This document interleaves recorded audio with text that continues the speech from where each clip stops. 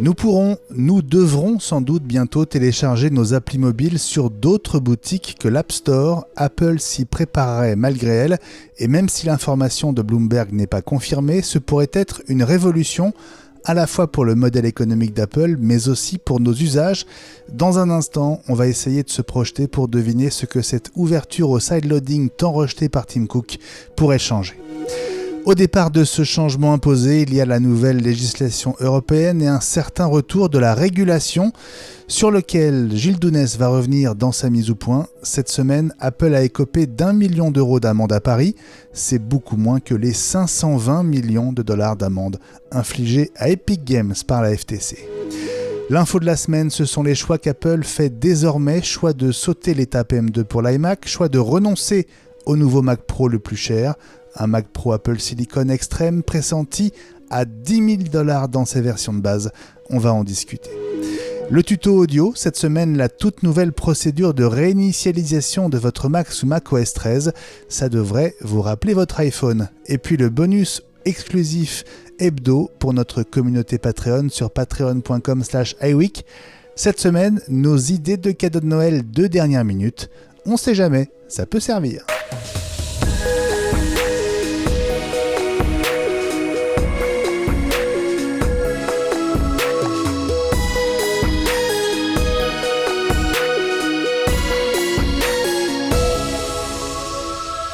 On n'est pas champion du monde, mais on a tous, ou presque, crié dans notre salon dimanche. Alors en ce mardi 20 décembre 2022, 17h30, allez 18h même, à l'heure où nous commençons à enregistrer cet épisode 117, je suis très heureux de vous retrouver dans le calme, la joie d'avoir vibré avec les Bleus et la bonne humeur.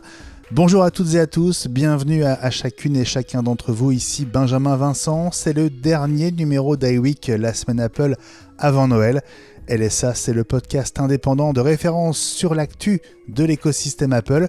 Et oui, je suis très heureux de vous retrouver avant nos 2 numéros autour de la Saint-Sylvestre. Le 28 décembre, grande rétrospective 2022, retour sur toutes les keynotes, toutes les nouveautés, tous les événements de l'année qui s'achève. Et puis le 4 janvier, autre rendez-vous, on se projettera sur l'ensemble de l'année 2023 avec toutes les annonces possibles et notre calendrier prévisionnel. En attendant, on va donc rester sur du très concret. Aujourd'hui, on va parler gros sous, régulation, usage, simplicité ou pas, sécurité, enjeux de puissance, et on va le faire avec la team presque au complet. Salut Ellie Habitbol. Bonsoir Benjamin, bonsoir la team, bonsoir tout le monde. Je suis ravi d'être de retour parmi vous. Et pareil, j'ai failli écorcher ton prénom pour ton retour, dis donc. Tu vois, il n'y a plus l'habitude. Ah, c'est ça, loin des yeux, c'est ça. Presque. Bon, tu es toujours le président des Apple Premium Resellers en France. Il paraît. On ne sait plus. Et tu es toujours le cofondateur des magasins MCS à Nice, Cannes et Aix-en-Provence. Toujours un plaisir de t'avoir dans iWeek, Ellie. Salut Gilles Dounès. Et salut Benjamin Vincent. Jouer au bois, résonner musette, voici Ellie Habitbol qui est de retour parmi nous. Et oui, et toi aussi tu es là. Et toi tu n'as pas crié alors dimanche dans ton salon? Non, j'étais voir Avatar et on en parlera peut-être à la fin de l'émission et je vous dirai quel est le nom de l'assassin. Ah non, surtout pas. Non, on t'interdit de spoiler. Si tu veux en reparler, on t'interdit de spoiler. Ça va très mal se passer entre nous. Bon, ça n'empêche pas que tu es quand même l'excellent auteur d'un livre de référence sur l'iPod Backstage, et tu as été le rédacteur en chef de MacPlus.net. On t'aime quand même aussi pour ça. Salut Fabrice Neumann. Salut à tous. Alors comme chacun sait, celui qui a tué, c'est le majordome naturellement. Parce que c'est toujours le majordome. C'est ça. Avec le couteau, n'oublie pas. Avec le couteau à beurre. Et alors moi, je voudrais rajouter ma voix à celle de Gilles. C'est que je n'ai pas regardé une seule image du comment ça s'appelle, de la coupe de machin là. déjà le foot ça m'intéresse pas beaucoup, ça c'est des goûts et des couleurs, mais en plus au Qatar, là moi ça c'est pas possible quoi. Donc on l'a trouvé, le seul à vraiment boycotter le mondial. Ouais, exactement. Alors, moi aussi j'ai boycotté. Écoutez, mes chers auditeurs, nos chers auditeurs, dites-moi, je vais mettre mes auditeurs qui sont avec moi, dites-le nous sur Twitter ou ailleurs, si vous avez aussi boycotté la Coupe du Monde. Bonsoir à tous. En tout cas, l'important c'est que tu sois avec nous, Fabrice.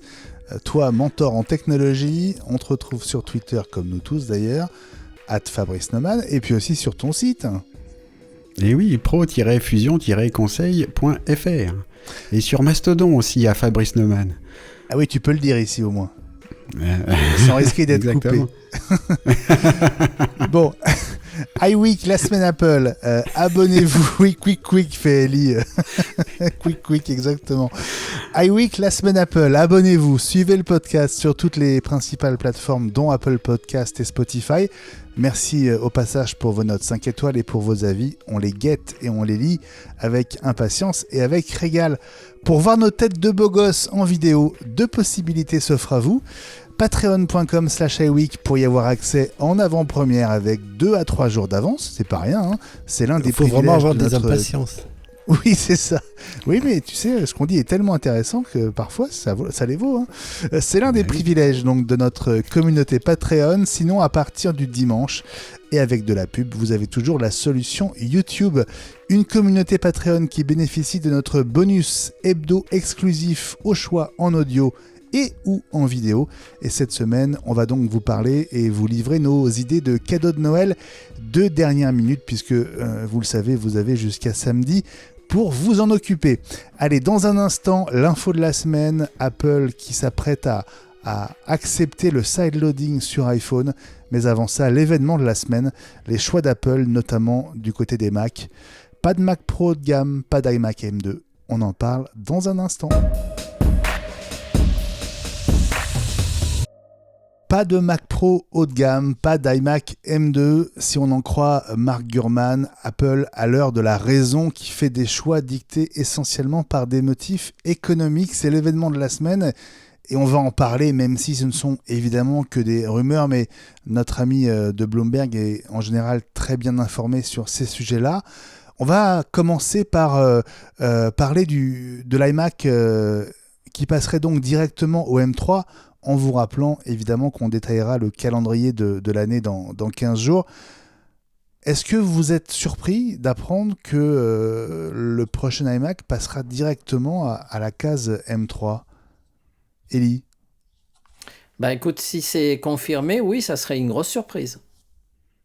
Pourquoi ? Et ça serait un bouleversement, parce que généralement les processeurs démarrent toujours par les MacBook Air, puis le MacBook Pro 13 tant qu'il existe, et puis après ça se décline avec les versions Pro et Max. Mais jusqu'à aujourd'hui, il n'y a pas eu un produit de la gamme qui démarre sur un nouveau processeur qui ne soit pas le MacBook Air, pour des raisons de volume, de vente, etc. Donc ça veut peut-être dire que le M3 est un produit plus haut de gamme et qu'il le destine à une machine plutôt de bureau. Pourquoi pas ? La question, c'est même pas de savoir ça, c'est est-ce que le M3 va être, comme on l'espère, un processeur de rupture, ou est-ce que ça va être un gain marginal sur le M2 qui lui-même avait un gain marginal de performance sur le M1 ? C'est-à-dire, est-ce que ça va être un processeur d'évolution ou de révolution ? Bon, en même temps, tu dis d'habitude, mais bon, le M1, c'était quand même le premier du genre, donc l'habitude, elle est quand même très récente. Hein. Bah oui. Oui, mais Ellie s'installe dans l'habitude tout de suite. Voilà, il est bien là, il change plus. Fabrice, on revient vers toi, mais on fait un petit tour du côté de Gilles.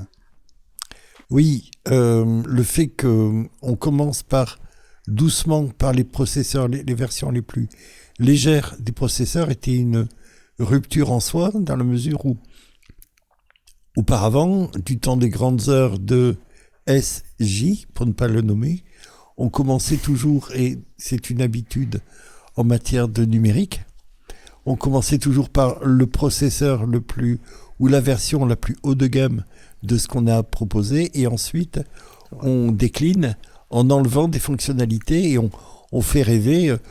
C'est le modèle de la Formule 1. On va chercher les performances les plus invraisemblables, on fait rêver les fans, et puis ensuite on décline de plus en plus. C'est ce que fait l'industrie de la photo également. Et encore une fois, c'est ce que faisait Apple auparavant avec le G3, le G4, le G5. Non, je dis peut-être une bêtise. On avait fait l'iMac en septembre 2004. Il faut vérifier à quelle date le Mac Pro avait été... le Power Mac G5 avait été présenté en juin, il me semble, en même temps que le... Trop donc, ancien. C'est très ancien, mais donc, si mes neurones ne remontent pas jusque là-bas. La tendance habituelle dans tout ce qui est technologique, c'est de faire rêver avec ce qu'il y a de plus performant, de plus efficace. On décline ensuite au fur et à mesure en mettant à disposition et en démocratisant. Je comprends ce que tu dis, Gilles, mais le M3, a priori, ce sera le processeur le plus moderne et le plus puissant à ce jour. Donc, il n'y a pas d'opposition à ce que tu es en train d'expliquer. C'est par rapport à ce que disait Elie. Ouais, mais Gilles, l'iMac en même temps n'est pas un produit haut de gamme, sinon le M3 serait sorti directement sur l'équivalent d'un studio ou d'un Pro, donc c'est un milieu de gamme, donc en fait c'est ni l'un ni l'autre. Fabrice, toi ta réaction en lisant les infos de Mark Gurman sur ce potentiel iMac M3 direct? Alors, plusieurs remarques. Déjà, je pense qu'il ne faut pas confondre processeur puissant et processeur moderne. Je ne sais plus le terme que tu as employé. Parce que le M3 n'est pas forcément le plus puissant. Il ne sera pas le plus puissant, puisqu'on sait justement déjà que le M2 n'est déjà pas aujourd'hui le processeur le plus puissant. Ça reste le M1 Pro, le M1 Max, le M1 Ultra, en fonction de ses configurations. C'est toute la difficulté. Le M2 est plus puissant que le M1. Oui, mais ce n'est pas le plus puissant de la gamme, c'est ça que je veux dire. Non. Et donc du coup, c'est pour ça que ça rentre dans le côté iMac, qui n'est pas, quand il n'est pas iMac Pro, on en reparlera aussi peut-être tout à l'heure, l'iMac, c'est pas, comme vient de le dire très justement Elie, la machine haut de gamme la plus puissante, elle n'est pas faite pour ça. Ensuite, la comparaison égale, c'est ce que je veux dire, le M3 est plus puissant que le M2, enfin, on suppose qu'il lui-même est plus puissant que le M1. C'est exact. Sans parler Pro, Max, etc. Voilà. Oui, mais cela dit, la lecture de la gamme des Mac est pas tellement facile. On en a parlé dès le début quand on a commencé à entendre parler de l'arrivée du M2, même avant qu'elle arrive. On savait que le M2, même s'il y a le 2 derrière, c'est pas forcément celui qui est le plus puissant. C'est pour ça que la gamme est pas tellement facile à lire aujourd'hui avec l'arrivée des puces Apple Silicon. Après, en termes de surprise, moi je suis surpris qu'Apple effectivement n'ait pas fait d'iMac M2. En revanche, pas surpris de l'annonce de Gurman qui l'a dit déjà il y a 6 mois. C'est-à-dire que là pour le coup, il est d'une constance parfaite. Il a déjà évoqué cette possibilité qu'il n'y ait pas d'iMac M2. Moi j'avais déjà été surpris à l'époque, mais bon, parce qu'on ne s'attend évidemment pas à un redesign, puisque l'iMac est sorti, là, le iMac M1 il est tout nouveau, donc il n'y aura pas de nouveau design, qui n'est pas juste un recalage de gamme avec un M2, c'était un peu surprenant. Bon, peut-être qu'ils ont du mal à le fabriquer, j'en sais rien. Et puis on parle aussi du fait que le M3 serait peut-être le premier à avoir un processus de fabrication différent, parce que le M2 n'est pas vraiment différent, hein. Fred Krasa nous l'a rappelé. Ils appellent ça 4 nanomètres, mais en fait c'est du 5 un peu amélioré. Est-ce que ce serait la première puce à 3 nanomètres qui apporterait finalement je ne sais pas quoi? Enfin si, on sait, ça chauffe moins, etc. Mais dans l'iMac, c'est pas tellement important. Donc voilà, c'est la progression de la gamme ou des gammes chez Apple est un peu surprenante en ce moment. Et notamment aussi, par exemple, le fait que, on va aussi en reparler, l'iMac n'existe plus qu'en une seule taille. Et ça manque. Alors, peut-être que cette information, si elle se confirme, veut dire plusieurs choses. Sur le timing, ça veut sans doute dire que c'est pas pour tout de suite, et donc que ce serait peut-être aberrant d'attendre encore 6 mois pour sortir un iMac M2 qui dans 6 mois sera peut-être déjà un peu has-been, en tout cas dans l'esprit des consommateurs. D'où peut-être l'intérêt que ce soit la première machine à passer au M3. Ils ont trop attendu avant de sortir l'iMac M2 parce que pourquoi ils n'auraient pas pu mettre une puce M2 sur un iMac ? Bon, c'est une carte mère qui ressemble grosso modo à celle d'un MacBook Air avec 2-3 petits trucs, mais grosso modo la carte est toute petite. Il y a rien qui les empêche de mettre un M2 sur un iMac s'ils avaient voulu. Mais je pense qu'ils ont... Oui, ou ils ont gardé en fait un décalage dans le temps pour ne pas faire toutes les annonces en même temps, et puis c'est tombé au mauvais moment, et puis ça a reculé, et puis après, ça n'a pas de sens de sortir par exemple en février un iMac M2 en même temps qu'on sort un M2 Max et un M2 Pro sur des MacBook Pro. Donc il y a un mélange. Donc du coup, ils se disent, bon, tant qu'à faire, on va mettre un M3. Voilà, hop. Tu veux dire que dans le calendrier et la chronologie, on s'oriente de plus en plus vers une annonce presque en 3 temps, avec d'abord les premières machines qui ont le processeur entre guillemets de base, donc là le M2. Dans un deuxième temps, typiquement au printemps, on aurait des machines avec du M2 Pro et M2 Max. Et puis, le coup d'après, ce sera pour changer de processeur ? Alors, oui et non, parce qu'en fait, ça s'est déjà produit. C'est-à-dire que les M2, on les a déjà.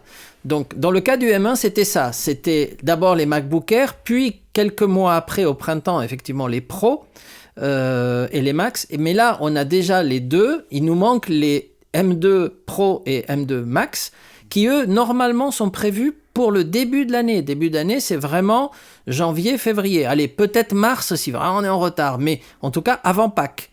Ce qui veut dire que l'iMac serait soit pour le mois de mai, si tout va bien, soit pour l'automne. Mais ça, on ne sait pas. L'automne, on va être dans d'autres annonces, comme les iPhone 15, qui vont être une révolution. On sera peut-être dans le casque, et on sera peut-être dans la pré-présentation des lunettes. On ne sait pas. Donc là, il y a de quoi occuper Apple pendant quelques temps avec tout ça. Il y a un truc avec la fabrication et la conception du M2 qui a eu l'air d'être un peu plus problématique, compte tenu, tout le monde l'a souligné, Fred Crasset en particulier, la performance du M1 telle qu'elle est aujourd'hui, elle est telle que Apple n'a pas à rougir de la concurrence et on peut tout à fait sauter une case, sachant que ils ont pas mal de fer au feu. Le casque, on en a parlé, et éventuellement les lunettes ensuite. Le Mac Pro et sa capacité de calcul qui doit être en rupture et significative. On va en parler un peu plus tard ensuite. Donc, plus les machines, les processeurs des machines portables, normales. Il y a le Mac Mini. Il y a également les écouteurs, les Apple Watch, l'Apple TV, tout un tas de plus en plus d'appareils. Ça fait beaucoup de processeurs à développer avec des spécificités, certes sur la même base, mais les équipes d'ingénieurs ne sont pas extensibles, d'autant qu'il y a des départs, on l'a vu. Alors, est-ce que ce passage direct au M3 pourrait relancer l'hypothèse d'un nouvel iMac Pro, Fabrice ? Tu veux dire un iMac Studio, bien sûr. Voilà, ton appellation préférée. Oui, moi, c'est ce que, mais il c'est serait ce que en j'attends M3 toujours. Pro. Qu'il y a Il sera forcément en M3 Pro. Si c'est un Pro, il aura un processeur Pro. Si c'est un iMac 27, admettons, non Pro, il pourrait avoir un M3. Oui, mais ce serait sur la taille d'écran n'est pas la dénomination. Soit c'est un iMac en 2 tailles d'écran, soit c'est un iMac et un iMac Pro, dans lequel cas les processeurs ne peuvent pas être les mêmes. Parce que la gamme Studio, même si c'est un Studio, la gamme Studio utilise des processeurs Pro. Oui, Sinon, non, il y aurait, pour moi, ce serait le mot studio, c'est le mot qui remplace pro. Dans ces cas-là, à ce moment-là, je comprends ce que dit Ellie. Il y aurait eu un processeur de la gamme pro ou Max dedans. Il a raison, c'est vrai. Est-ce que ce serait M3 finalement? J'en sais rien. Non, c'est assez bizarre tout ça en fait. Il y aura peut-être un processeur M3 Studio. Alors ça Max. m'étonnerait qu'il y ait un processeur qui porte le nom de studio en fait. Ça, je crois pas. Moi, je m'attends à une extension des gammes de machines studio avec iMac Studio. Il y a déjà le Mac Studio. Moi, j'attends aussi l'iPad Studio un jour. On en reparlera ça la semaine prochaine ou dans 2 semaines. Sur cette appellation, je pense qu'ils en sont très contents. Ça marche très bien, tellement bien même que, à mon avis, c'est ce qui mange l'arrivée du Mac Pro. C'est-à-dire que l'arrivée du Mac Studio avec toute la puissance qu'il a dedans. Il manque un peu l'extension, peut-être de certaines puissances graphiques, mais le marché potentiel d'un Mac Pro se réduit à presque rien maintenant. On se demande même si c'est pas pour ça que le Mac Pro est toujours pas sorti, parce que il y aurait un marché tellement réduit et que pour Apple ça n'est même plus utile ou même viable à faire. C'est l'hypothèse de Mark Gurman. Le rétrécissement de la niche possible pour le Mac Pro, qui serait tel qu'on descendrait un Mac, un Silicon M1 ou M2 avec des possibilités d'extension supérieures à ce qui est le cas maintenant, et on éviterait, on passerait la case du pluriprocesseur, parce qu'il coûterait trop cher à concevoir et ensuite à fabriquer. Et du coup, un Mac Pro à plus de 10 000 euros serait pas viable économiquement. Alors peut-être qu'on peut passer au Mac Pro justement, puisque on a commencé par l'iMac. La deuxième hypothèse de Mark Gurman, c'est qu'Apple aurait renoncé au modèle haut de gamme. Alors hors option, c'est-à-dire le modèle haut de gamme du prochain Mac Pro démarrerait ou aurait démarré autour de $10 000 et plus si affinité. Donc Apple a considéré que ce prix-là était un prix couperet, qui ne colle plus à la réalité de ce que les uns et les autres sont prêts à mettre. Je crois qu'ils ont fait leur petit compte avec leur Excel pour savoir combien de Mac Pro de génération Intel se sont vendus en config de base ou en config, parce que vous savez qu'on pouvait monter à plusieurs dizaines de milliers d'euros suivant les configs. Hein. Combien ils en ont vendu, et puis ils ont dû se dire, est-ce qu'économiquement c'est valable? Bon, Ellie, tu as voulu dire Numbers, bien sûr, pas Excel, t'exagères quand même. C'est-à-dire que il y a les gens qui utilisent ça comme un jouet, et puis il y a les professionnels, même chez Apple, qui utilisent Excel parce que tu veuilles ou pas, il y a un langage derrière, il y a des macros, il y a des choses. On peut s'amuser beaucoup avec Numbers, je ne le critique pas, en plus il est gratuit. Mais de l'autre côté, moi, je connais pas beaucoup de professionnels qui utilisent Numbers par rapport à Excel. Hein. En tout cas, un Mac Pro avec un prix de base à $10 000, c'est effectivement, ce serait difficilement envisageable. Le Mac Pro qui est toujours au catalogue, donc avec les Xeon d'Intel, son prix de base en France c'était 5 000 euros ou 5 500, quelque chose comme ça.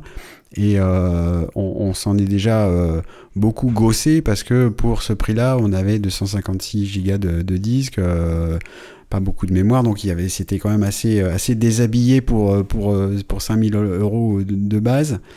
Donc si ça commence à 10 000, c'est pas raisonnable, même avec le processeur le plus fort du monde, ce qui serait même pas le cas. Ça va pas, quoi. Donc visiblement, on peut penser aussi qu'ils ont des hésitations de dernière minute, parce qu'on rappelle quand même que pendant une des keynotes, le Mac Pro a été, à la WWDC, le Mac Pro a été non pas annoncé, mais au moins évoqué, en disant, tiens, bon voilà, ça y est, on a renouvelé toute la gamme, il n'en reste plus qu'un, c'est le Mac Pro, donc le mot a été prononcé, et depuis, plus rien, quoi. Ouais. Et on va rappeler qu'Apple avait fixé un délai de 2 ans pour la transition, et que on est maintenant nettement au-delà, et que ce Mac Pro n'est toujours pas sorti. Ellie, n'oubliez pas que Mark Gurman dit aussi que le Mac Pro, puisqu'il en parle, serait délocalisé, parce que si en plus la machine est très chère et qu'elle est fabriquée aux États-Unis, alors avec les coûts de main-d'œuvre américains, alors là elle est carrément inachetable, et donc Mark dit la production de ce Mac Pro, lorsqu'il sortira, sera délocalisée probablement en Inde, où la main-d'œuvre est moins chère. Alors que le modèle actuel est assemblé aux États-Unis. Oui.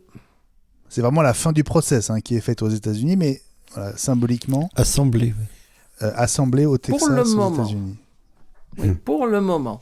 On ne sait jamais si, par exemple, un changement de gouvernement redonnait des taxes à l'importation sur les produits, peut-être qu'Apple reconsidérerait cette position. Il l'avait fait principalement pour ça, et pour faire plaisir à l'administration de l'époque. Il fallait un geste symbolique, qui a d'ailleurs très bien marché, puisque Tim Cook, vous vous en rappelez, avait fait cette fausse inauguration, entre guillemets, devant toutes les caméras, avec le Mac Pro. On reviendra dans 15 jours, c'est promis, sur la perspective de la sortie de ce Mac Pro, du prochain iMac et de tous les autres produits Apple à l'occasion de notre émission spéciale 2023. On sortira la boule de cristal. Ellie, tu es un expert en Madame Irma. Ouais. Et Oui. donc on en reparlera très certainement dans 15 jours, c'est promis. Allez, on marque une pause et on revient sur l'autre énorme info de Mark Gurman il y a quelques jours. Apple qui aurait accepté l'idée d'autoriser le sideloading sur l'iPhone. À tout de suite.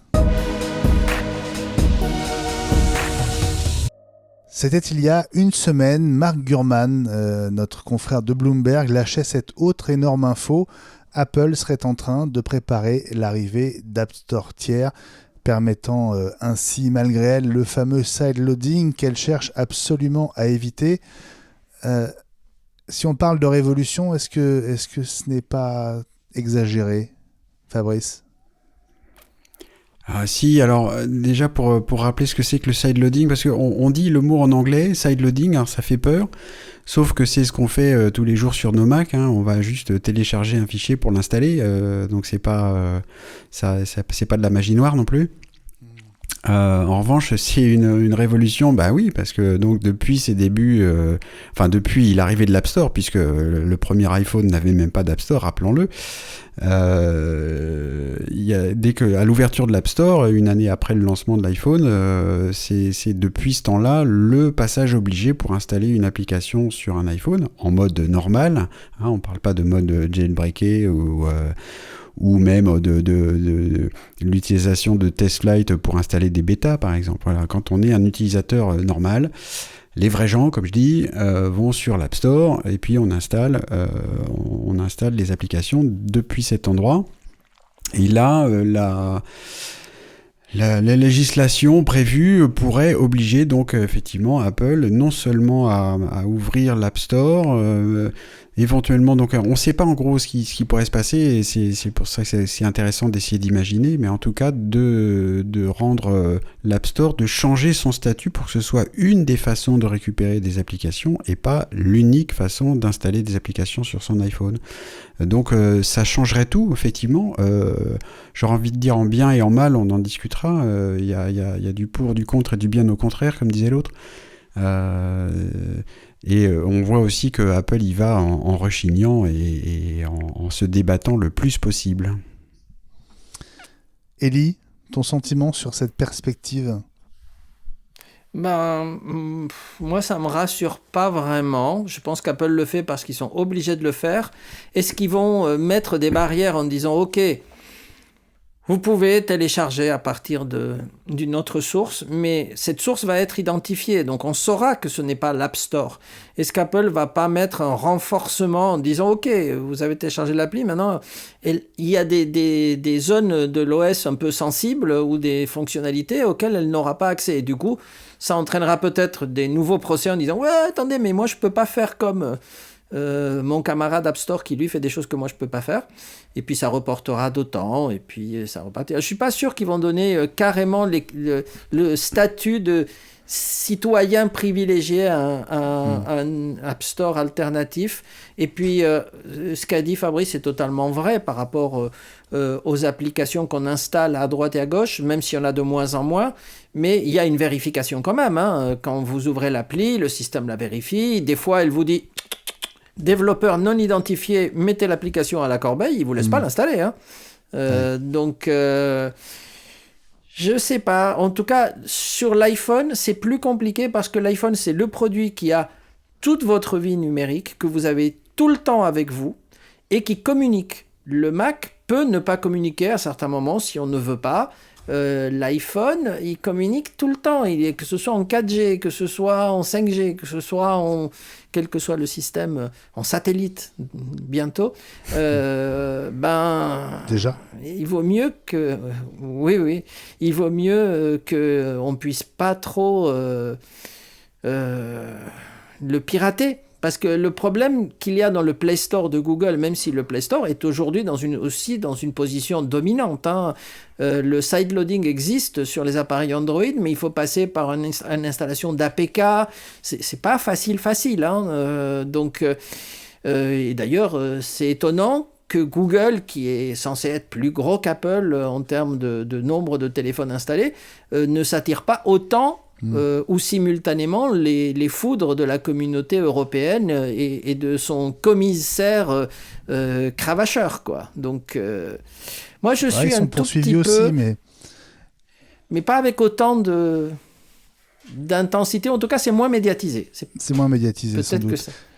Gilles, ton sentiment sur cette perspective de l'ouverture contrainte d'Apple à d'autres magasins d'applications? Oui, j'avais beaucoup râlé au départ sur l'utilisation d'Apple. Si, j'avais râlé après Apple et c'est pas si fréquent. L'utilisation des données personnelles, l'intrusion de la pub, etc. Et j'avais fini par mettre l'hypothèse dans une quotidienne que peut-être il se préparait à l'arrivée de ces boutiques parallèles. Effectivement, il semblerait que ça soit le cas. C'est une grande école de modestie, Apple, dans les prévisions. On râle, on dit il n'y a qu'un faucon, il faudrait. Et en fait, bien avant, ils ont pris en compte tout ce qui est opportunité et risque, et ils ont pris leur disposition, même si c'est beaucoup plus long. Il faut rappeler, pour revenir à ta question, le fondement de l'iPhone, c'est la sécurité. Au départ, sur le premier iPhone, il n'y avait pas de boutique, il n'y avait pas d'App Store, pour la bonne raison qu'il n'y avait pas d'application non plus. C'était des web apps. Et il a été vendu sur la sécurité par rapport au Windows Phone et au BlackBerry, où les mails étaient hébergés sur des serveurs au Canada. C'est vraiment quelque chose de fondamental. Et s'il y a un risque de ce côté-là, Apple va faire tout ce qui est en son pouvoir pour essayer de trouver la parade. Et on va en parler tout à l'heure. Il y a également la notion des données personnelles. Apple a toutes les peines du monde à empêcher certaines applications qui sont sur son App Store de balancer en permanence et de pister les comportements et de balancer de la pub qualifiée intempestive. C'est un risque qui ne vont pas courir sans essayer de prendre des mesures, se battre jusqu'au dernier moment, quoi. Fabrice, il faut être très clair, si Apple confirme cette ouverture, c'est vraiment qu'ils n'auront pas d'autre choix. C'est pas de leur propre initiative, ils n'ont pas changé d'avis. Mais non, parce que si on peut être d'accord sur le fait que l'iPhone a été fondé sur la sécurité, la protection des données, etc., c'est pas mon avis au sujet de l'App Store. Pour moi, l'App Store a été fondé sur l'envie des gros sous. Et Apple protège beaucoup la récolte des gros sous sur l'App Store. On a appris des choses, par exemple, pendant la période de Discovery, des découvertes des documents pendant le procès avec Epic Games. C'est que il y avait des échanges de mails entre différents présidents d'Apple, disant... Et notamment, Phil Schiller avait dit, dis donc les gars, peut-être que quand on arrivera à 1 milliard de profits sur l'App Store, on pourrait peut-être réduire, par exemple, un peu les 30% de commissions qui sont pris. Et les autres, ils ont répondu, t'es pas fou, non, on gagnerait moins d'argent. Donc il y a vraiment une histoire de gros sous autour de l'App Store que Apple ne veut pas lâcher. Il y a plein de choses quand même, hein, justement, pour essayer de serrer un peu les trucs. Il y a déjà des législations dans d'autres pays, en Corée et en Hollande, qui ont forcé pour certaines catégories d'applications, par exemple les applications de rencontres, Apple à ouvrir un peu, notamment au niveau des moyens de paiement en ligne. Une des choses qu'on reproche à Apple dans sa position dominante sur l'App Store, c'est que non seulement ils prennent 30% quand on achète une application, mais tous les achats électroniques qui sont faits au sein d'une application, Apple prend aussi ces 30%. Sur un abonnement annuel ou mensuel, au bout d'un an, ça baisse à 15%, mais ils prennent toujours leur truc. Et donc, en Corée notamment, je sais plus si c'est en Corée ou en Hollande, mais donc ils ont été obligés d'ouvrir les modes de paiement. Alors, ils l'ont fait. Je crois. C'est peut-être bien les deux. Je crois. Mais ils ont dit, bon, alors, très bien, alors vous avez le droit d'utiliser un autre mode de paiement. Vous développeurs, pour proposer à vos utilisateurs, mais donc vous allez être obligé aussi d'ouvrir vos livres de compte et on prendra 28% de ce que vous gagnez, de ce que vous vendez hors de notre système de paiement. C'est obligatoire. Donc c'est parce que la loi hollandaise et coréenne n'a donc pas prévu ça. Ils ont dit il faut ça permettra aux gens de passer par un autre mode de paiement, mais Apple a dit très bien, enfin ils payeront quand même. Voilà. Donc c'est moins que voilà, ils y vont vraiment à reculons. Et puis on rappelle aussi que c'est aussi pour ça que Amazon ne permet pas dans l'application Kindle aux utilisateurs sur iPhone d'acheter des livres directement dans l'application pour ne pas payer 30% sur le prix du livre à Apple. Et c'est pas uniquement en plus pour Amazon, on va pas pleurer non plus sur leur capacité financière, mais les livres, la valeur des livres a beaucoup baissé, et donc s'il faut en plus payer 30% à Apple, Amazon ne gagnerait pas d'argent, ou très peu, et les auteurs encore moins. Donc ça permet de cycler aussi sur le fait que s'il y avait un autre ou plusieurs autres magasins d'applications possibles, un des premiers, à mon avis, à s'engouffrer dans cette brèche-là, ce serait justement Amazon, qui proposerait son application ou son magasin d'application en disant aux gens, si vous installez notre application depuis chez nous directement ou depuis notre magasin d'application, alors sur votre iPhone, vous aurez enfin la possibilité d'acheter des livres directement plutôt que de passer par le navigateur Internet. C'est ça qui se joue quand même. C'est que Apple a tellement fermé les trucs. Et on sent peut-être au ton de ma voix, c'est-à-dire que je trouve que Apple s'est mis dans un piège. J'avais dit ça dans la quotidienne, et je suis toujours en colère contre Apple en fait. Il se serait un petit peu assoupli, on n'en serait pas là, quoi.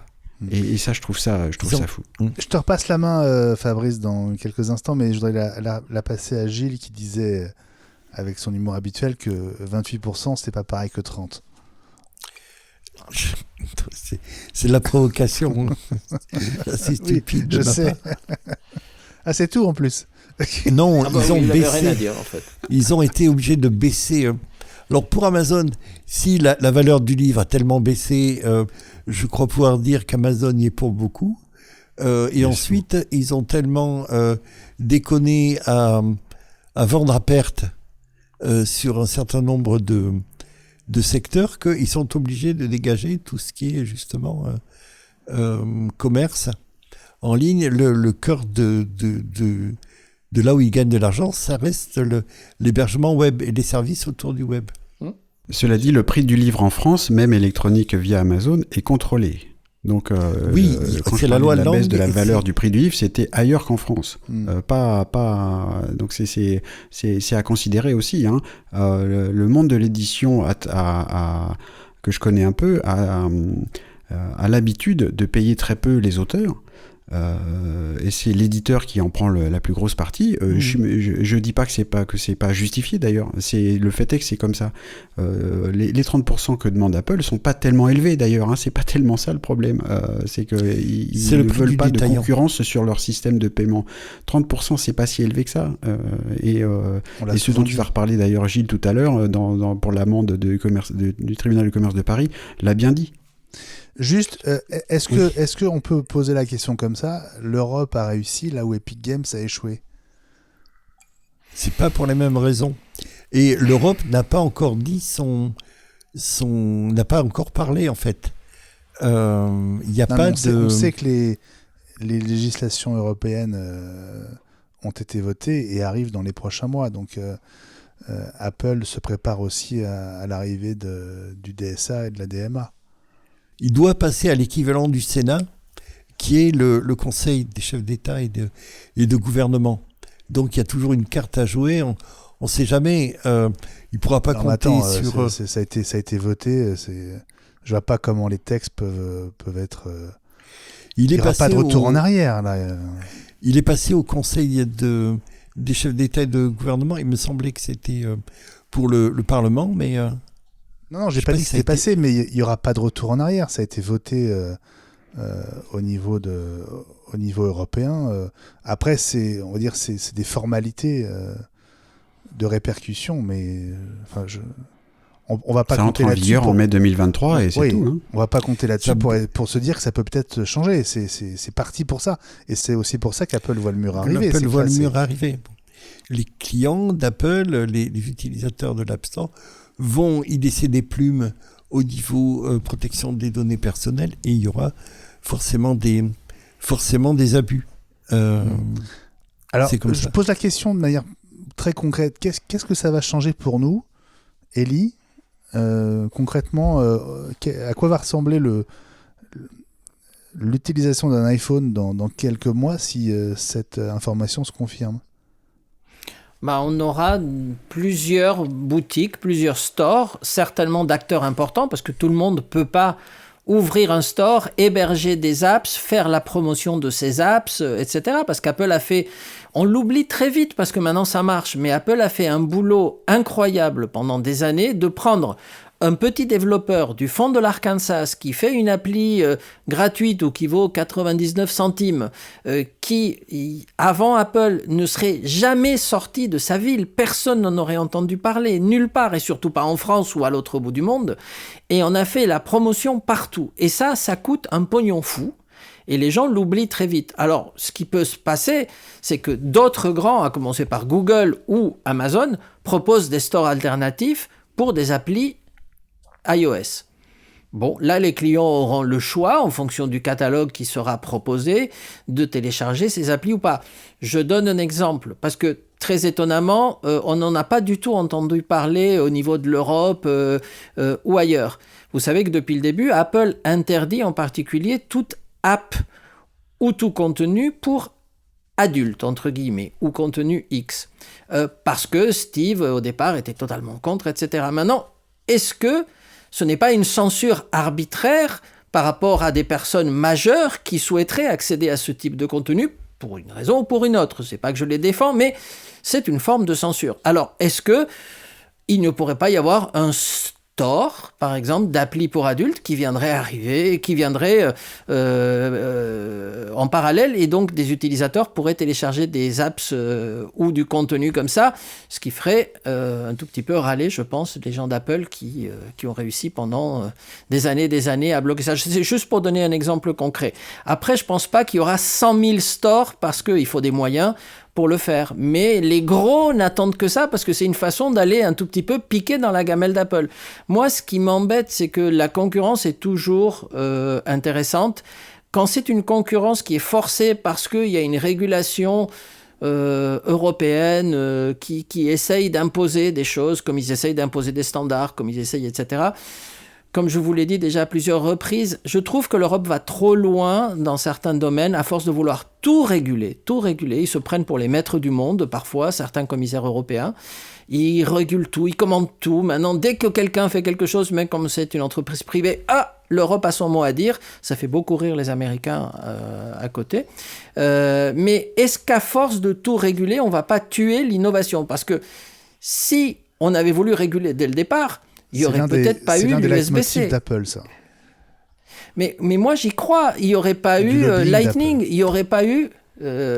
donc, c'est que l'innovation, des fois, veut dire qu'on va sortir une technologie, une connectique, une façon de travailler qui est nouvelle et qui sera unique pendant un certain nombre d'années ou de mois et qui sera ensuite copiée ou qui va s'étendre. Donc, à un moment donné, peut-être il y a des acteurs, et pas qu'Apple, qui peuvent se dire, mais ça sert à quoi qu'on investisse des milliards en recherche et développement pour sortir un nouveau standard qui n'est pas un standard européen? Attendant que l'Europe sorte un standard et on verra si on l'adopte ou pas. Et du coup, on va innover moins vite. Hein.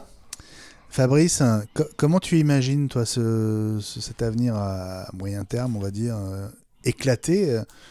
Est-ce qu'on va pas y perdre en simplicité? Alors c'est le premier truc, j'allais y venir effectivement, la multiplication des App Store, c'est pour les vrais gens, c'est une catastrophe peut-être pas, mais c'est vraiment très compliqué. Dans le monde Android, c'est un peu comme ça, c'est-à-dire que quand si on achète un Android Samsung, on a donc au moins 3 façons d'installer des applications. Il y a le Play Store qui est préinstallé de Google, il y a le Galaxy Store, le store d'applications de Samsung, et puis donc le sideloading à condition de déverrouiller le truc. C'est pas si compliqué que ça, mais enfin les vrais gens ça les concerne pas, ils savent même pas que ça existe. Donc une des questions, c'est aussi de savoir l'arrivée des App Store tiers sur l'iPhone, c'est pas si simple parce que la législation européenne, alors je m'empresse d'ajouter que je suis pas un spécialiste je suis pas un avocat quoi, mais il me semble que c'est pas si clair que la législation va obliger par exemple Apple de proposer dans son propre App Store des applications qui seraient elles-mêmes des stores pour qu'ensuite on puisse installer des applications depuis, par exemple, donc le magasin d'applications de Samsung qu'on aurait d'abord téléchargé sur l'App Store d'Apple. C'est pas très clair ça sur l'obligation de ça. L'obligation potentielle de pouvoir installer des applications en sideloading, donc en téléchargeant depuis ailleurs. Donc moi ça fait longtemps que je dis que puisqu'on le fait sur le Mac, je vois pas pourquoi on pourrait pas le faire sur iPhone. C'est rigolo parce que entre l'iPhone et le Mac, la situation est inversée. C'est-à-dire sur le Mac, on a évidemment commencé par installer depuis des disquettes, ensuite des CD, ensuite depuis Internet en téléchargeant depuis le site du développeur. Et puis il y a eu le Mac App Store qui est pas très...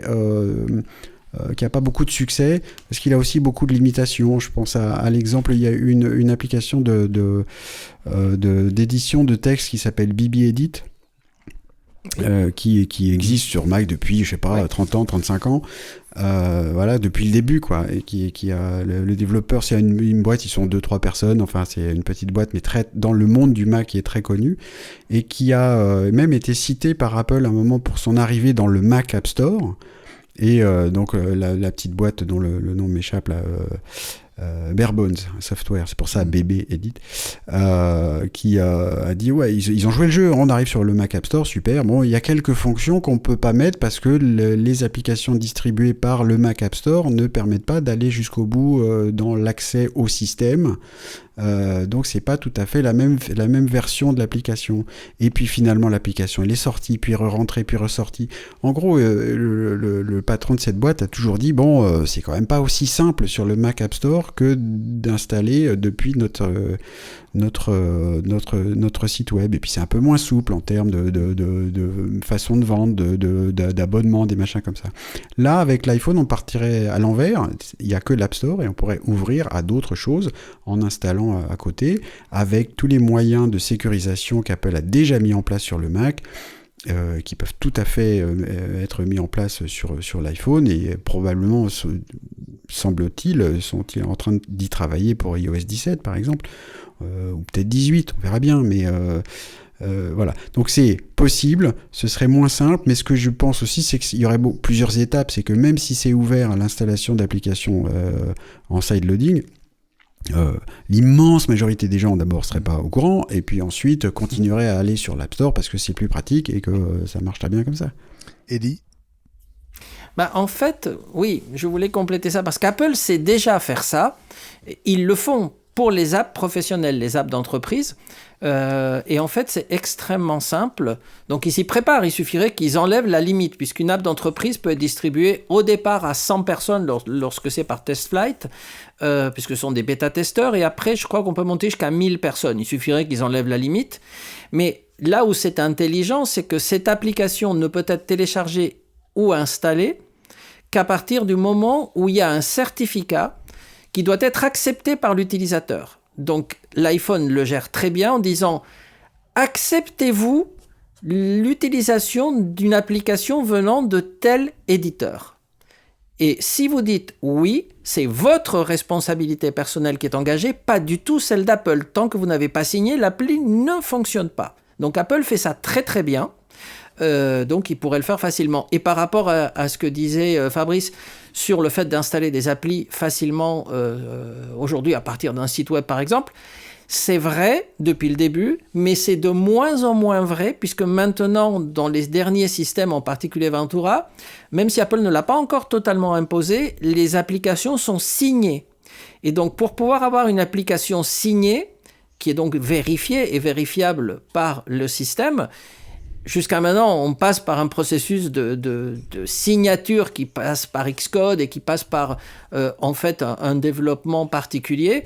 Apple pourrait exiger que les applications soient signées, ce qui veut dire donc qu'elles ont subi un minimum de contrôle. Et Apple pourrait dire, on accepte les apps qui viennent de notre App Store ou de notre App Store tiers, à condition qu'elles soient signées.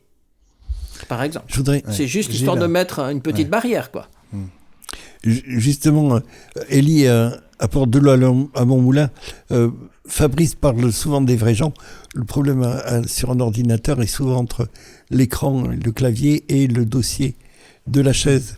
Et le souci avec le numérique en particulier, c'est que on lit avec moins d'attention, on lit plus vite, on glisse davantage qu'avec une lecture de papier. Et sur un écran de smartphone, on lit encore avec moins d'attention, plus vite et en faisant moins gaffe que sur un écran d'ordinateur. Donc les autorisations de ce type risquent d'être galvaudées. Enfin, c'est là-dessus que jouent les petits malins en essayant d'extorquer des autorisations auxquelles ils n'auraient pas droit habituellement. Enfin, sinon.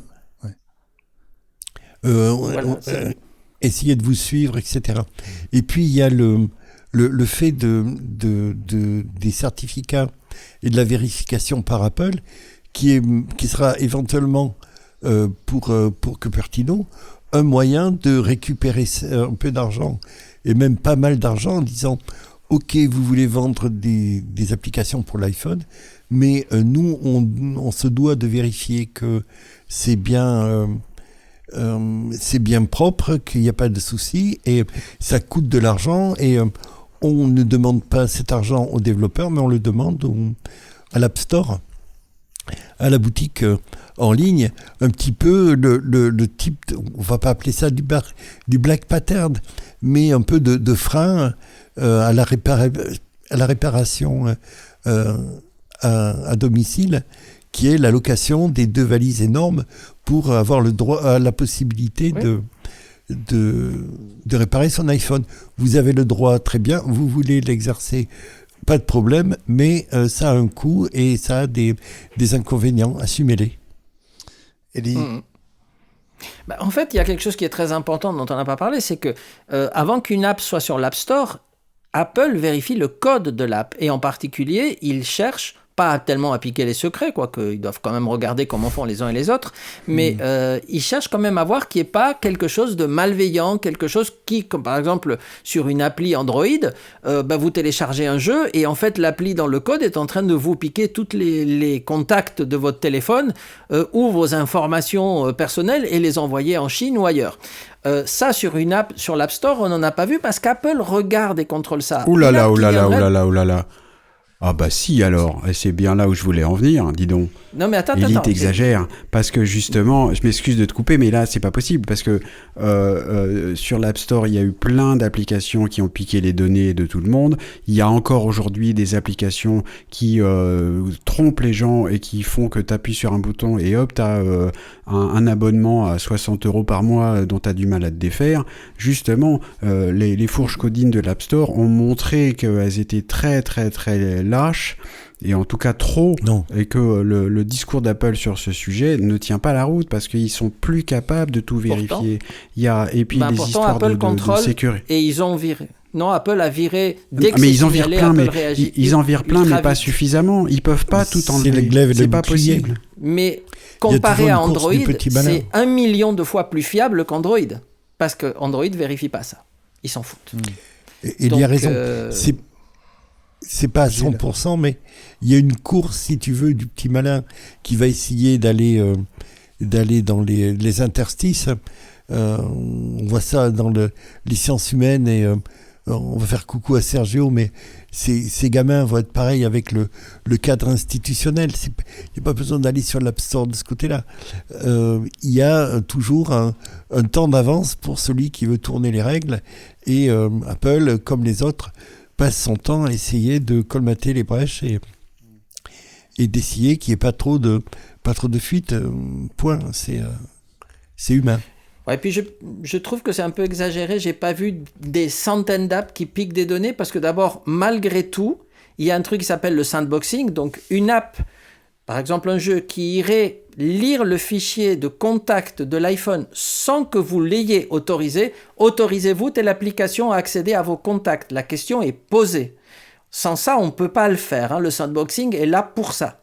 Donc je trouve que c'est un peu exagéré. Je ne dis pas qu'il n'y a pas un génie qui ait réussi. On a bien vu qu'il y a des gens qui ont réussi à pirater l'iPhone, même si ça coûte des millions de dollars. Oui. On en a parlé suffisamment. Mais accéder à l'intégralité du téléphone à partir d'une app comme ça, non. J'ai pas d'exemple. Donc honnêtement, j'ai pas d'exemple. Bon, en tout cas, je vois que le sujet vous fait causer et vous passionne. On va suivre, ça va être une des grandes évolutions potentielles de cette année 2023. L'ouverture d'Apple à d'autres magasins d'applications pour l'iPhone. Ça peut être potentiellement une vraie révolution dans notre vie quotidienne. On marque une pause et on se retrouve dans un instant, mais on va un petit peu rester sur ces sujets-là avec la mise au point de Gilles Donès. La mise au point de notre Gilou national. Et Gilles, quelque chose me dit que tu vas te faire plaisir aujourd'hui avec la décision de la FTC aux États-Unis et les 2 amendes records infligées à Epic Games.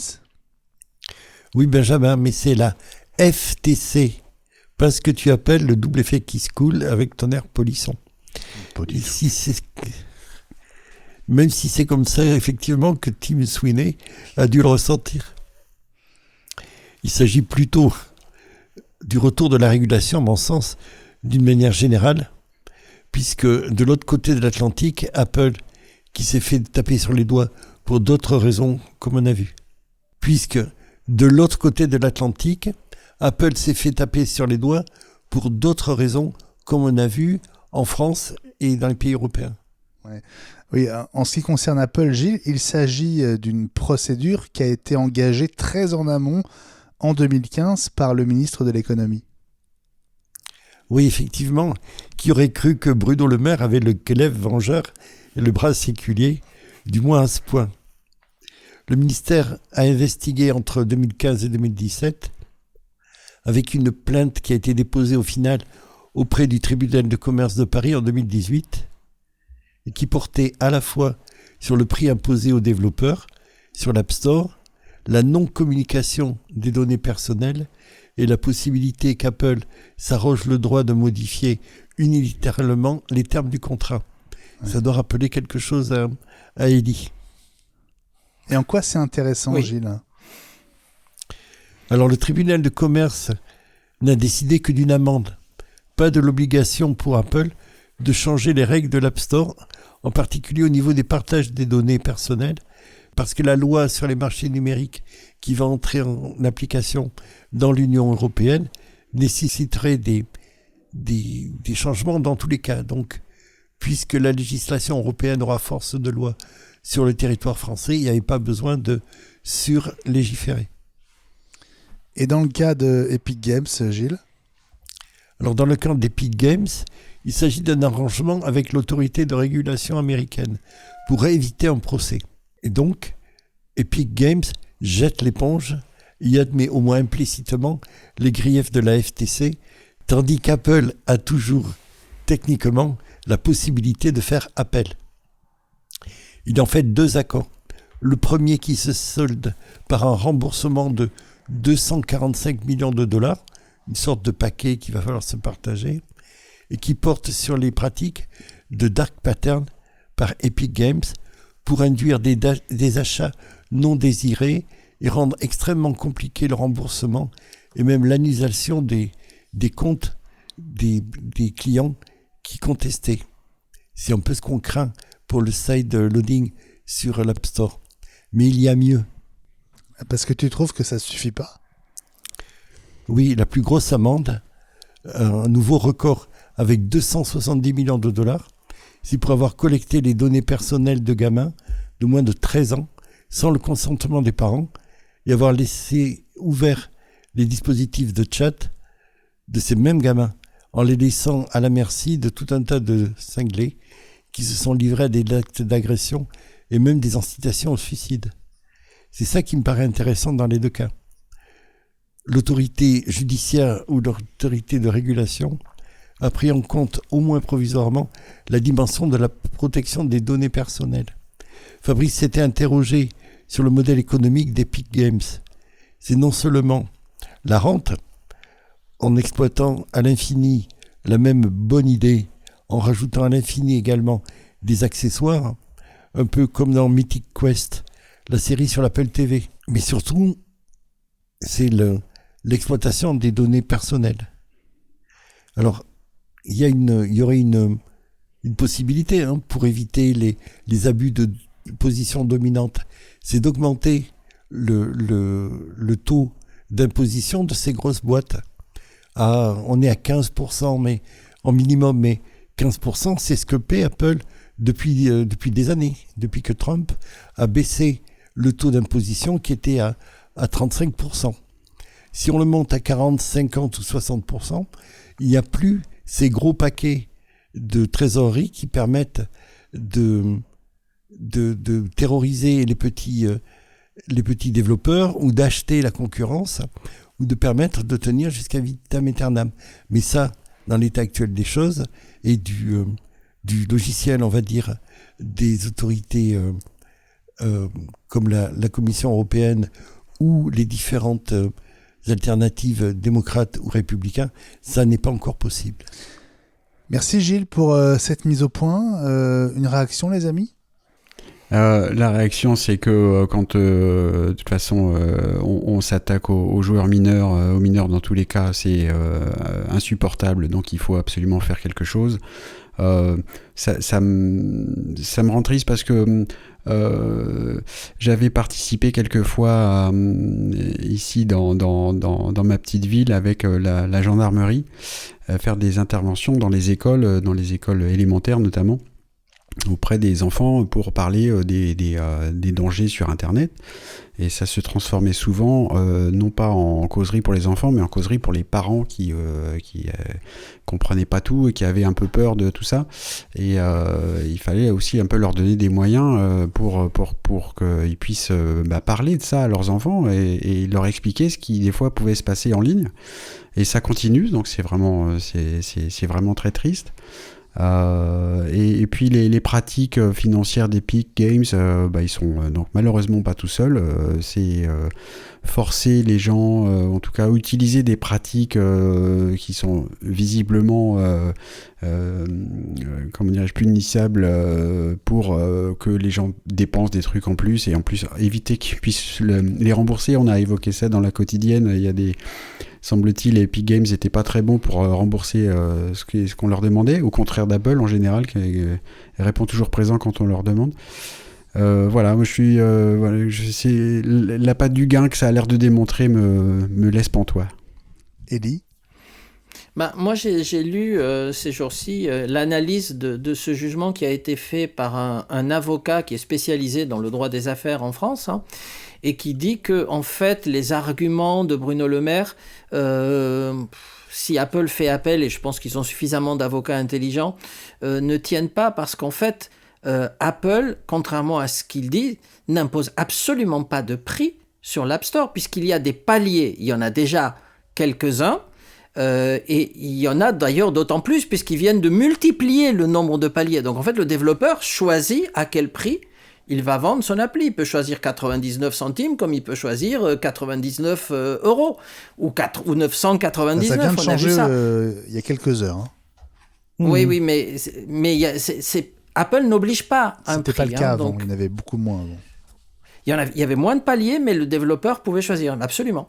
Donc, ce qu'il dit est faux. Mais par contre, qu'Apple prenne 30% sur ce prix-là, ça c'est un fait. Mais en tout cas, non, il n'y a pas une imposition sur les prix. Et donc, cet argument est faux. C'est ce que disent les avocats, c'est pas moi qui le dis. Hein. Moi, j'ai lu ce que disent les avocats. Hein, donc, Allez, un dernier petit tour par Fabrice. Mes remarques, c'était pour Epic Games. Pour ce qui est d'Apple, ce qui est reproché à Apple, c'est pas tellement donc le prix, effectivement, les 30%, c'est donc pas si cher que ça. C'est le fait que puisqu'il n'y a pas d'alternative, le développeur est à la merci d'Apple qui accepte ou pas, et de temps en temps, de manière assez obscure et opaque, la nouvelle application ou la mise à jour de l'application. C'est de ça dont on parlait. C'est pour ça que c'est en lien avec le sujet dont on a parlé précédemment, avec l'ouverture potentielle justement de la possibilité d'installer une application sans passer par l'App Store. À ce moment-là, dans ces cas-là, la puissance d'Apple diminue et ça remet un petit peu d'équilibre, et c'est tout l'esprit de ce que j'ai compris, moi, de ce jugement. Il n'y a pas besoin de passer par du sideloading, il suffit d'encadrer les pratiques contractuelles. Tant qu'à faire, je faisais allusion au contrat qui lie Apple et les APR. Ellie n'a pas le droit d'en parler, mais je ne vois pas pourquoi ils ne bénéficieraient pas non plus des choses qui encadrent les relations de la grande distribution avec leurs fournisseurs. C'est un vaste sujet qui dépasse l'émission d'aujourd'hui, mais il y a d'autres voies ouvertes que le sideloading pour réussir à desserrer ce carcan qui est indéniable. Merci à tous les trois. On se retrouve dans une poignée de secondes pour le tuto audio. Aujourd'hui, la réinitialisation du Mac avec macOS 13. Le tuto audio, aujourd'hui, c'est toi qui t'y colle, Fabrice. Tu vas nous raconter comment la réinitialisation d'un Mac a changé depuis macOS 13. Dis-nous tout. Alors oui, je vais faire ça et j'aurais bien voulu pouvoir m'écouter il y a 2 semaines quand j'ai réinstallé mon Mac parce que j'avais oublié. Et donc moi j'avais utilisé l'ancienne façon de faire et je me suis rappelé après que justement on peut le faire différemment dans macOS 13. Donc l'idée c'est que c'est ce qui m'est arrivé, on a parfois envie donc voire besoin de réinstaller son Mac pour le retrouver véloce comme au premier jour. Des fois aussi on a envie de l'effacer complètement pour le revendre ou le donner. Et depuis macOS 13, l'opération a été largement simplifiée en copiant presque à l'identique celle qu'on utilise avec les iPhones et les iPads. On n'a plus besoin de redémarrer son Mac en appuyant sur les touches commande plus R pour passer en mode de récupération, ce que sûrement vous tous avez fait là ici et beaucoup de nos auditeurs aussi. Maintenant, on passe directement par les réglages système qui ont remplacé, on le rappelle, les préférences système de macOS 13 Ventura. Et dans la fenêtre qui s'affiche, on clique sur Général, puis dans la zone à droite, on clique sur Transférer ou réinitialiser, tout en bas de la liste. On a alors 2 boutons qui s'affichent. Le premier, c'est Ouvrir l'assistant migration. Alors ça, c'est l'assistant migration qui existe depuis peut-être les débuts du Mac ou presque, qui permettent de récupérer les données et réglages d'un autre Mac via une sauvegarde Time Machine ou par un disque externe, ou de transférer toutes les données et réglages directement depuis un autre Mac par Wi-Fi ou par un câble, c'est mieux. Mais ce qui nous intéresse ici, c'est de tout effacer. Alors dans ces cas-là, on clique sur le deuxième bouton qui s'appelle donc effacer contenu et réglages. Il y a une fenêtre d'alerte qui s'appelle assistant d'effacement, ça c'est nouveau dans macOS 13, qui demande de taper le mot de passe de sa session avant de pouvoir commencer l'opération. On le tape au clavier, on clique sur le bouton déverrouiller, et là une autre fenêtre s'ouvre qui propose de réaliser une dernière sauvegarde sur Time Machine, en indiquant la date de la dernière fois qu'une telle sauvegarde est allée jusqu'au bout, c'est important.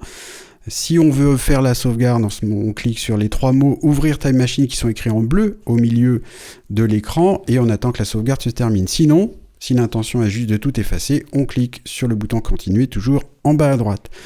Une nouvelle fenêtre s'affiche qui s'appelle « Effacer contenu et réglages » qui indique, qui fait la liste de tout ce qui va être effacé sur le Mac, les réglages, le contenu multimédia, les données, ainsi que tous les comptes locaux, donc toutes les autres sessions qui existeraient sur la machine. Quand on est d'accord avec ça, on continue, on clique sur continuer en bas à droite comme d'habitude. Et là, c'est la dernière étape, c'est la fenêtre de déconnexion qui s'affiche. On entre le mot de passe du compte Apple iCloud pour désactiver la fonction localiser votre Mac. C'est exactement ce qu'on fait déjà sur l'iPhone et l'iPad depuis longtemps. Et ça va aussi retirer de la liste des appareils connectés à son compte Apple le Mac en question. On confirme 2 fois et la procédure d'effacement commence. Voilà, et donc une fois que c'est fini, le Mac redémarre comme un iPhone, un iPad pour retrouver, on va se retrouver devant l'écran de premier démarrage comme si on venait de l'acheter ou le sortir de son carton. Et maintenant, il ne reste plus qu'à choisir de repartir de zéro et de réinstaller toutes ces applications une à une, de repartir d'une sauvegarde Time Machine, ou donc de le remettre dans son carton parce qu'on va le vendre ou le donner. Mais ça, c'est une autre histoire. Voilà. Et j'aurais bien voulu savoir tout ça avant de refaire l'installation de mon Mac. Ben oui, et merci Fabrice, parce que moi, je ne savais pas que le Mac s'était ainsi rapproché de l'iPhone. Un vrai exemple de convergence.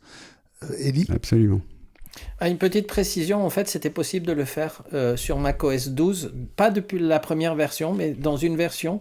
Alors, il n'y avait pas tout l'assistant dont vient de parler Fabrice et qui, en fait, simplifie et rationalise le processus, mais en fait, c'était un peu plus compliqué. Il fallait ouvrir les préférences système.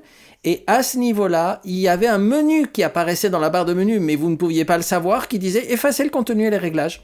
Et donc, on avait eu cette procédure en SAV. Et effectivement, on s'était rendu compte que ça nous faisait gagner un temps fou. Par exemple, sur toutes nos machines de démo, quand on les sortait du magasin, il fallait les reformater. Enfin, c'était la croix et la bannière. Tandis que là, on faisait ce réglage, effacer contenu et réglages, bing, tout disparaissait sauf l'OS. Et donc, on gagnait à peu près de 2 heures par machine. Donc, mais il n'y avait pas cette sécurité, faites une sauvegarde, etc., etc. Et c'était pas évident de le savoir parce qu'en fait, c'était dedans. Et on l'a su un jour parce qu'Apple nous a dit que c'était dedans. Et nous ont dit, mais faites ça. Je dis, mais non, il n'y a pas ça dans le menu. Est-ce que vous avez ouvert les réglages système ? Non, ouvrez-les. Regardez dans votre menu pomme. Ah oui, il y a une ligne supplémentaire. Donc, tu vois, c'était dit sans le dire, mais c'était possible déjà de façon presque confidentielle dans une des versions, pas la première certainement. Je pourrais demander aux techniciens depuis laquelle, mais je sais qu'un jour, on a appris ça comme ça. Bon, voilà. Mais pour le reste, maintenant, au moins, c'est cadré. Au moins, on risque pas de tout effacer sans avoir pensé à faire la sauvegarde, etc. Donc, c'est mieux. Merci Elie pour cette précision et merci Fabrice pour ce tuto audio. Dans 3 secondes, nos coups de cœur et nos cartons peut-être de la semaine.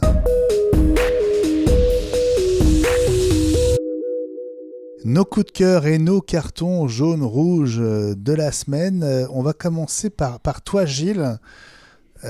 Tu es allé au cinéma. Oui, on est allé voir Avatar. Donc, La Voix de l'eau. La Voix de l'eau. Et c'est très, comment dire, une belle métaphore de la prédation qui est en train de se produire sur l'écosystème général et tout ce que peuvent vivre des gens qui essaient de s'y opposer dans tel ou tel pays.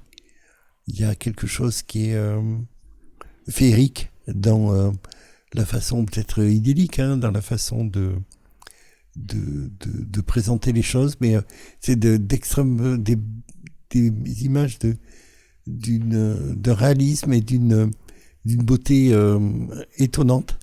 Je sais pas si on est déjà été aussi loin dans le réalisme, dans des films d'animation. C'est extrêmement touchant. Il y a un truc qui remue beaucoup. Je vous dis rien sur l'histoire.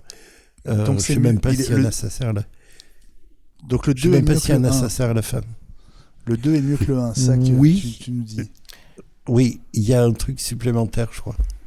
D'accord. Bon, bah écoute, moi j'avais pris des places pour le soir de la demi-finale, donc j'avoue que j'ai préféré voir le match plutôt qu'aller voir Avatar, mais je vais y aller évidemment.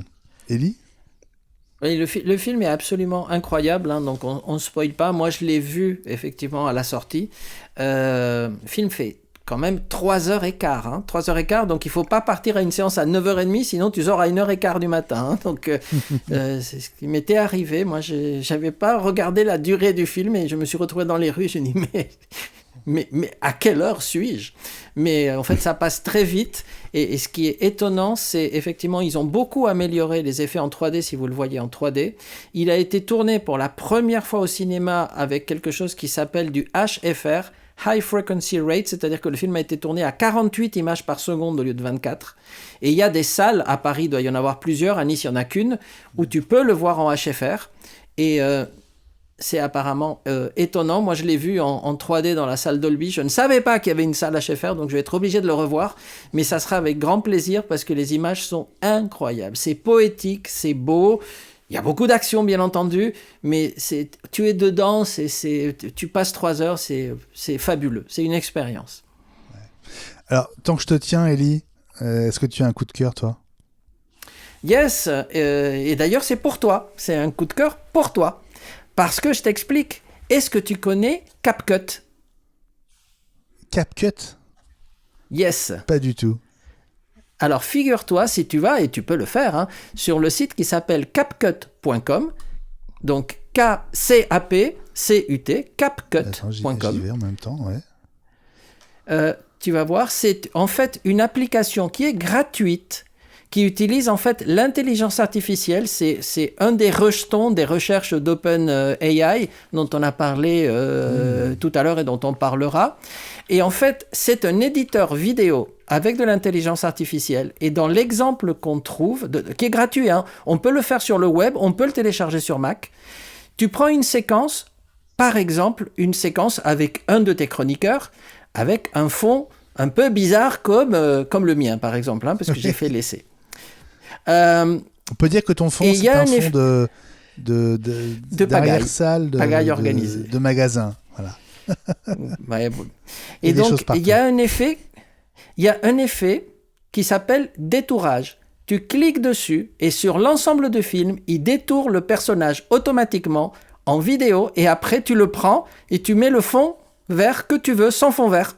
C'est juste magique. Il fait aussi des effets sur les voix.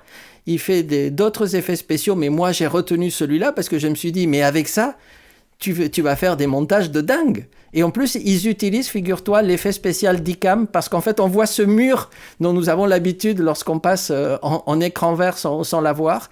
Et ils te montrent comment tu remets un fond par rapport au personnage détouré. Fais un petit essai, tu nous diras comment ça marche.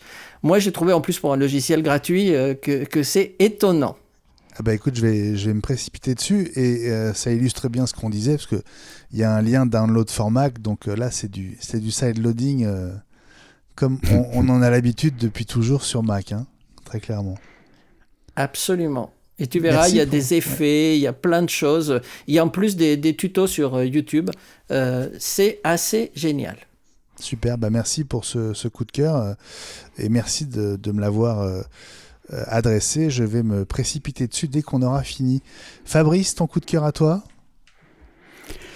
Mon coup de cœur, c'est alors en partie en rapport avec ce dont on va parler dans le bonus, sans trop dévoiler, mais pour ceux qui souhaitent se mettre à comment dit-on déjà, HomeKit, à la maison connectée, tout ça. Donc si on a des appareils HomeKit, on se rappelle, pour les installer, on scanne un petit QR code et puis ça donne un numéro, et c'est comme ça qu'on ajoute un accessoire à sa maison connectée. Et mon coup de cœur, c'est une petite application qui s'appelle HomePass pour HomeKit. Alors je donne aussi le nom de l'éditeur, Pierce Media, P-E-A-R-C-E Media, parce qu'il y a plusieurs applications qui s'appellent HomePass dans l'App Store. Et c'est une application qui coûte 3 €, si je me souviens bien, qui permet de se faire un catalogue de tous ces accessoires HomeKit de manière automatique, et notamment pour retenir les codes qui sont liés au petit QR code qu'il y a sur chacun des appareils. Parce que je trouve que c'est un des points faibles de HomeKit, et donc maintenant Apple Home, il faut que je corrige, sinon je vais me faire taper sur les doigts par François. C'est que si on perd ce petit code, c'est pas toujours facile de réinstaller l'accessoire, voire je suis même pas sûr que ce soit possible. Donc voilà, cette petite application, on l'installe, elle va scanner son réseau domotique, et ensuite pour archiver et créer une base de données de tous les appareils et donc de leur code pour pouvoir les réinstaller si besoin plus tard, même si on n'a pas la petite étiquette QR code qui est normalement collée sur l'accessoire. Je trouve ça pratique, j'aime bien ça. Faut penser à la lancer de temps en temps et à ajouter les accessoires, et ça me sécurise moi d'avoir cette petite base de données de mes prises connectées notamment. Je comprends. Voilà. HomePass pour HomeKit de Pierce Media. 3 €. Ouais, très pratique. Merci. Ouais, Ouais. bonne non, idée. attention, elle vient d'augmenter. L'inflation, 3,49 à l'instant. Oh my Je God. viens de regarder. 3,49. Bon, Ça vaut le coup quand même. ça vaut le coup quand même. Et ben moi je termine par mon petit coup de cœur à moi. Je sais pas si vous l'avez vu passer, mais c'est une partie du making of du prochain Mission Impossible 7. Tom Cruise lui-même a posté la vidéo des répétitions de cette cascade, qualifiée de plus grosse cascade de l'histoire du cinéma. Alors elle a nécessité la construction d'une gigantesque rampe faite de tubulures à Ellesilt en Norvège, au bord d'une falaise. 1 an de répétition, 500 sauts en chute libre pour Tom Cruise, 13 000 bonds à moto, en motocross, bardés de capteurs pour tout mesurer, tout anticiper, puisque Tom Cruise, dans le film, parcourt cette rampe à moto, il chute dans le vide avec la moto qui tombe en dessous de lui, il chute, donc vraiment il tombe en chute libre le long de la paroi, c'est pas de l'écran vert, hein, c'est une vraie cascade, avant d'ouvrir son parachute après de très longues secondes de suspense. Alors les répétitions grandeur nature ont d'abord eu lieu en Angleterre, ils ont reconstruit l'équivalent du site avec des filins de sécurité et des sortes de poufs gonflables pour recueillir la moto au moment de la chute. Voilà, je pense que la scène dure 10 secondes, mais ce sera l'un des moments forts de ce Mission Impossible 7 qui sera en 2 parties. Première partie donc avec cette cascade qui sort le 12 juillet prochain, donc 2023, et la deuxième partie ce sera pour le 26 juin 2024. Moi j'ai toujours été assez fan des Missions Impossibles, de cette ambiance un petit peu étouffante de l'homme toujours trahi par le système, qui se retrouve finalement seul, sans aucun plan B, parce que plus personne n'est là pour l'aider. Ihsan Hawke. Tu veux qu'on en parle, Benjamin ? Oui, absolument. On en parlera après, toi et moi. On fera une petite séance, toi et moi. Allongez-vous. Alors, ce que dit pas la vidéo de Tom Cruise, là, c'est que pendant les répétitions, la moto atterrissait sur des cartons, mais il a fait sinon 5 fois la cascade. Ouais, il l'a fait 5 fois. Donc, ils ont pété 5 motos. Ah bah oui, ça oui. Parce que là, il n'y a pas de parachute sur la moto. Quand tu sais qu'ils ont monté chaque tube de la structure en hélico, si tu veux, je pense que c'est pas le prix des motos, ouais. C'est ça. Le bilan de carbone. C'est pas du tout. Le bilan carbone n'est pas bon non plus. 3 fois rien. Bon. Ouais. Mais elle est géniale. Pendant qu'on va au cinéma, on prend pas l'avion, donc finalement, on récupère de ce côté-là. Tu veux. Ou alors, on peut aussi le voir en avion, ce qui est aussi une autre possibilité.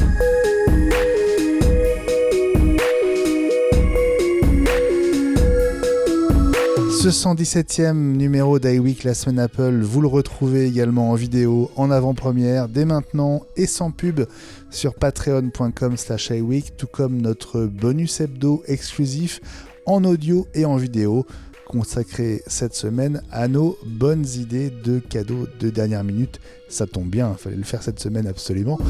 Si vous n'êtes pas contributeur et que l'épisode vidéo vous intéresse, alors un peu de patience, il sera sur YouTube gratuitement à partir de dimanche et donc du jour de Noël. Salut les amis. Salut mon capitaine. Salut Fabrice, salut Ellie. Bonsoir, à la semaine prochaine. À la semaine prochaine et salut Gilles. Au revoir Benjamin. Au revoir Gilles. À la semaine prochaine. À vendredi pour ce qui nous concerne. Oui, c'est vrai. Pour la quotidienne, pensez pour l'absent du jour, François Le Touédic, qu'on embrasse. Et nous, on se dit à mercredi prochain. On sera le 28 décembre 2022. Ce sera l'épisode 118. Avec notre grande rétrospective 2022, on va revenir sur une année incroyable marquée par l'invasion de l'Ukraine et toutes ses conséquences. On vous fera revivre chacune des keynotes, tous les grands lancements et on retrouvera les invités qui nous ont le plus marqué. Et on vous donne déjà rendez-vous la semaine suivante, le 4 janvier, pour anticiper le calendrier et toutes les annonces de 2023. D'ici là, on vous conseille donc la quotidienne iWeek avec Gilles, donc vendredi.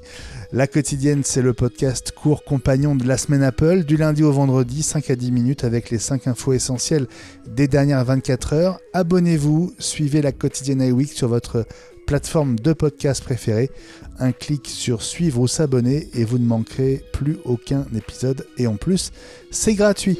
Patreon.com/iWeek pour rejoindre la communauté iWeek et nous soutenir. Sur Patreon, les évolutions annoncées approchent très concrètement.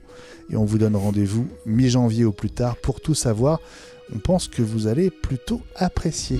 Twitter @iWeekNews et Instagram @iWeek.news. Prenez bien soin de vous, toutes et tous. Parlez d'iWeek autour de vous. Vous êtes nos meilleurs ambassadeurs et on compte sur vous. Bonne soirée. Très belle semaine à tous. Joyeux Noël et à mercredi prochain. Bye bye. Bonne fête à tous. Bye bye. Bye.